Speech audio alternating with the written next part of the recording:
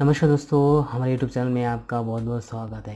दोस्तों, आज की इस वीडियो में हम बात करेंगे क्विकर भाई साहब हमारे पैसा कब दोगे वापस।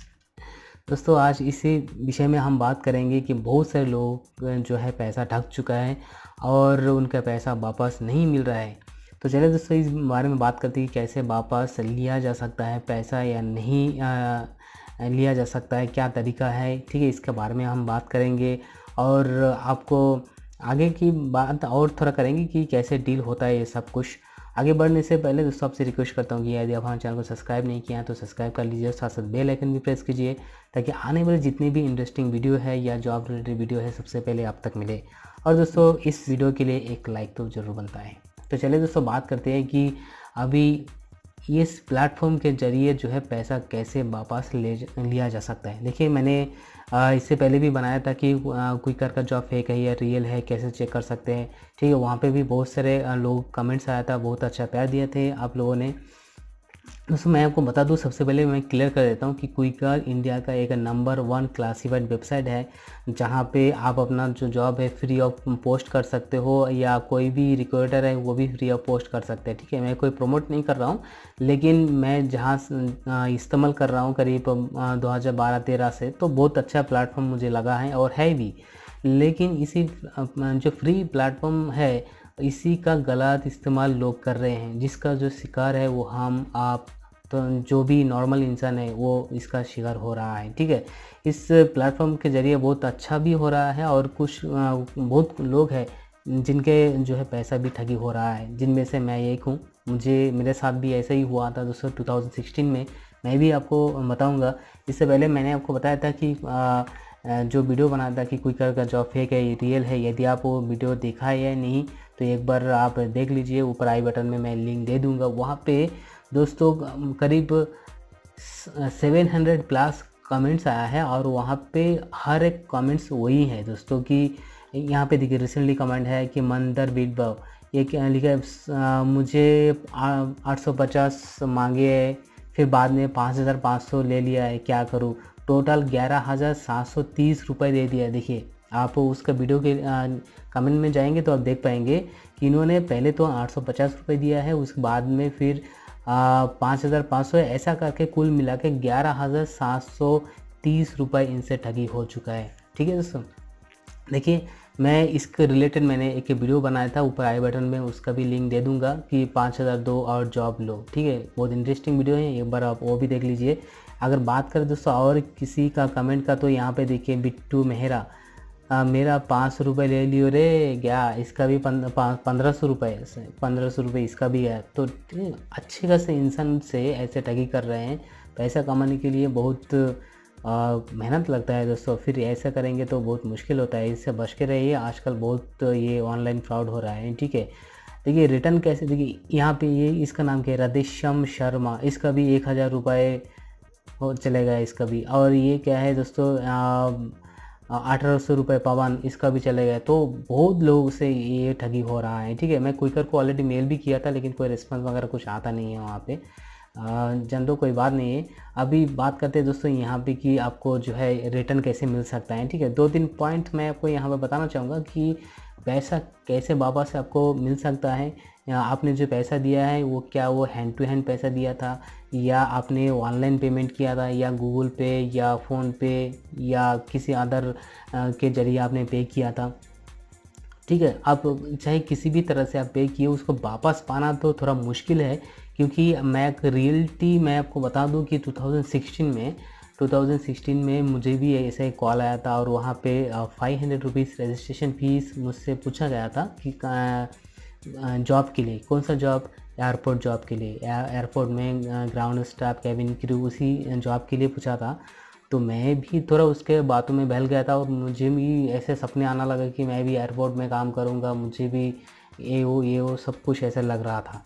और किसी सर ने मुझे बताया था, मैं बोला ठीक है मैं रेडी हूँ। फिर मैडम ने कॉल किया है। ठीक है, मैडम ने कॉल करके पूछा था कि ऐसा 500 रुपीज़ देने पर आपको वहाँ पे सीधा आपको वहाँ पे जाइए और वहाँ पे जाके आपका डॉक्यूमेंट वगैरह सबमिट करके आप वहाँ पे काम शुरू कर सकते हो। ठीक है, कोई इंटरव्यू नहीं होगा, कुछ भी नहीं। तो मुझे भी तो और अच्छा लगने लगा। मैंने क्या कहा, तुरंत 500 रुपीज़ पे कर दिया। 500 रुपीज़ पे करने के बाद फिर क्या हुआ दोस्तों, कि वहाँ से मैडम ने बोला कि आज नहीं, मैं कल आपसे बात करता हूँ, तब तक जो है आपका डॉक्यूमेंट सेंड कर दीजिए आप मुझे यहाँ से आपका डॉक्यूमेंट वेरिफिकेशन हो जाएगा, फिर आपको आपके जो हैदराबाद लोकेशन है उसी लोकेशन में जाके काम करना है। तो मैंने पूछा कि यहाँ पे तो 2 एयरपोर्ट है, एक ओल्ड एयरपोर्ट है पुराना और एक नया एयरपोर्ट है, कौन सा? तो उसने कहा कि नहीं पुराने पे नहीं, नए एयरपोर्ट में भेजेंगे, ठीक है। और बहुत कुछ कहा था उसने, 30,000 रुपये सैलरी और आपको आना जाना, फिर उन लोगों का कार से लेके जाएगा मुझे। तो मैं कुछ नहीं जानता इसके बारे में वो टाइम पे। फिर मैडम ने फिर उसके बाद मेरा जो भी जितने भी डॉक्यूमेंट थे मैं भेज दिया है।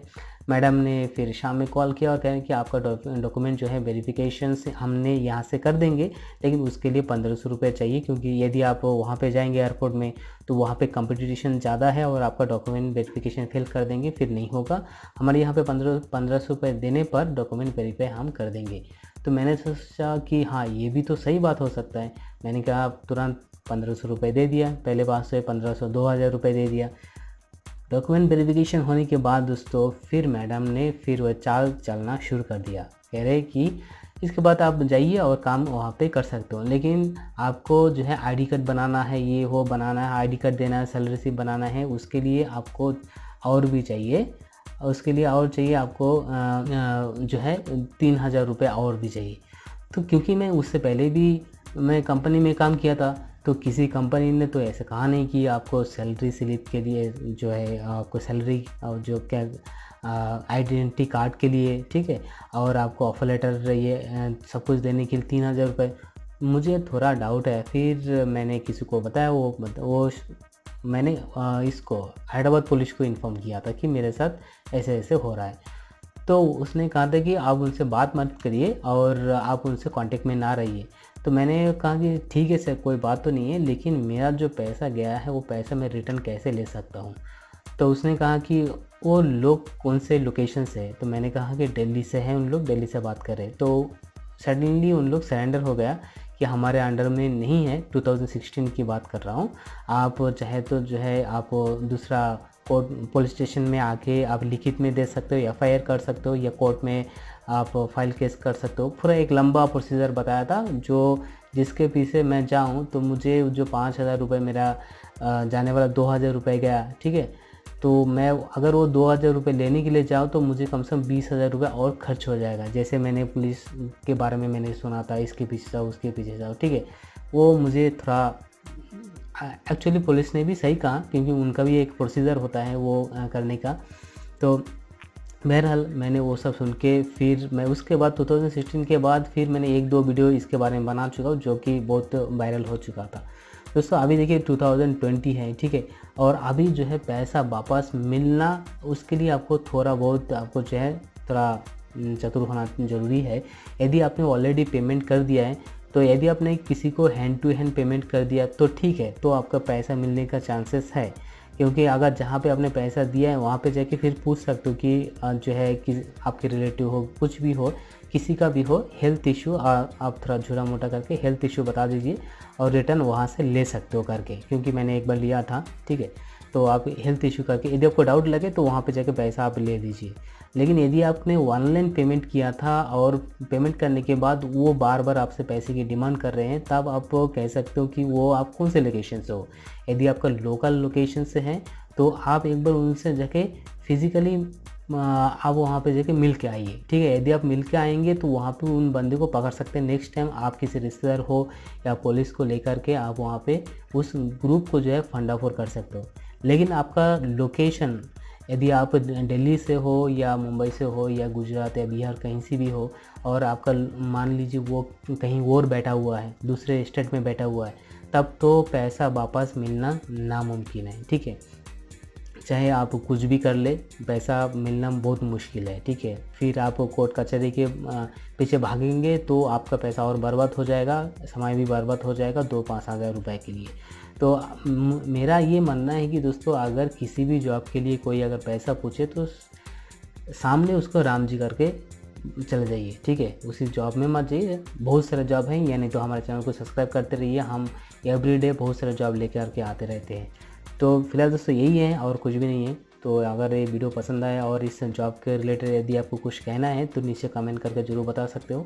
तो फिलहाल दोस्तों इस वीडियो में इतना ही है। देखो वीडियो पसंद है तो लाइक शेयर और सब्सक्राइब कीजिए। धन्यवाद।